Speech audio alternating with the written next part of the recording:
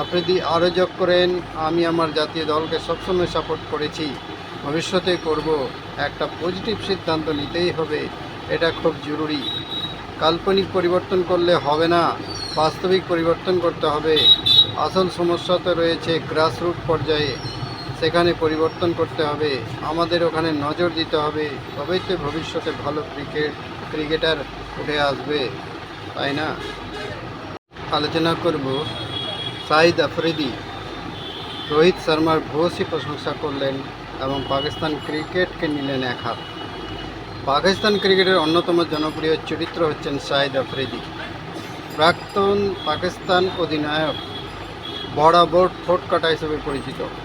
সদ্য টি-20 বিশ্বকাপ জয়ের পরে ভারত অধিনায়ক রোহিত শর্মার ভূয়সী প্রশংসা করেছেন তিনি।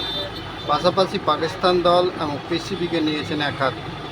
ভারতের জয়ে রোহিত শর্মার ভূমিকা, তার ধীর স্থির স্বভাব, নবীনদের গাইড করে এগিয়ে নিয়ে যাওয়া, সমস্ত বিষয়ের প্রশংসা করেছেন শাহিদ আফ্রিদি। 11 বছর পর ভারতীয় দল আইসিসির কোনো ইভেন্টে চ্যাম্পিয়ন হয়েছে। আর অন্যদিকে গত বছরে ওডিআই বিশ্বকাপের মতো এবার টি-20 বিশ্বকাপের গ্রুপ পর্ব থেকে বিদায় নিয়েছে বাবর আজমের নেতৃত্বাধীন পাকিস্তান দল।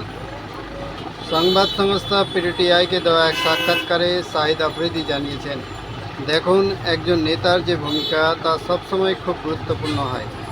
একজন নেতার যে শরীরী ভাষা থাকবে, গোটা দলের সেই শরীরী ভাষা থাকবে। নেতাকে তো তার দলের জন্য উদাহরণ তৈরি করতে হবে, তাই না? আমরা রোহিতকে যদি উদাহরণ হিসেবে ধরি, তাহলে দেখব রোহিতের খেলা, ওর খেলার ধরন সবাইকে আত্মবিশ্বাস যোগায়। সে একজন লোয়ার অর্ডার ব্যাটসম্যান, খেলতে আসলেও তাকে যেভাবে আত্মবিশ্বাস দেয় তা অসাধারণ। কারণ সে দেখেছে তার অধিনায়ক আক্রমণাত্মক ক্রিকেট খেলে, তাকে দেখে সে অনুপ্রেরণা পাচ্ছে। আমি এই জন্য বলেছি, একজন অধিনায়কের ভূমিকা সব সময় খুবই গুরুত্বপূর্ণ। এরপরেই পিসিবিকে কার্যত এক হাত নিয়েছেন শাহিদ আফ্রিদি। আমি জানি তা জাতীয় দল নিয়ে পিসিবি কী ভাবছে বা তাদের কী ভাবনা চিন্তা রয়েছে।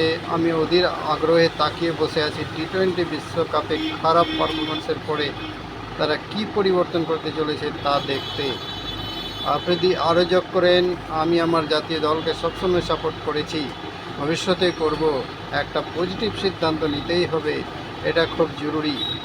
কাল্পনিক পরিবর্তন করলে হবে না, বাস্তবিক পরিবর্তন করতে হবে। আসল সমস্যা তো রয়েছে গ্রাসরুট পর্যায়ে, সেখানে পরিবর্তন করতে হবে। আমাদের ওখানে নজর দিতে হবে, তবেই তো ভবিষ্যতে ভালো ক্রিকেটার উঠে আসবে, তাই না?